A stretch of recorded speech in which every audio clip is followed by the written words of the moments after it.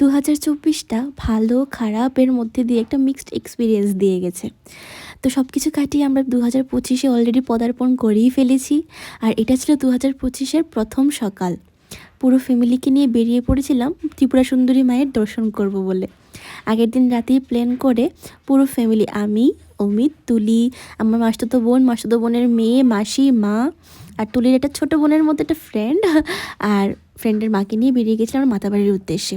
সকাল তখন অলমোস্ট, সকাল বলছি না, দুপুর 12টাই বাজছিল। আর ঠান্ডা ছিল প্রচণ্ড আর ভিড় ছিল অনেক। যদি লাইনে দাঁড়াতাম পুজো দিতে দিতে প্রায় 3 ঘন্টা লেগেই যেত।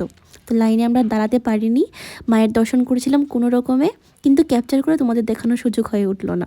তো দর্শন করে ওইখান থেকে চলে এলাম, আমরা একটু খাওয়া দাওয়া করলাম লোকাল একটি ভাতের হোটেলে। খাওয়া দাওয়া করে বেরিয়ে পড়েছিলাম আরেকটি জায়গার উদ্দেশ্যে। কোথায় যাচ্ছি গিয়েই বলবো। দেখা হচ্ছে পরের ভিডিওতে। ভালো থেকো, ভালো রেখো, আবার দেখা হচ্ছে।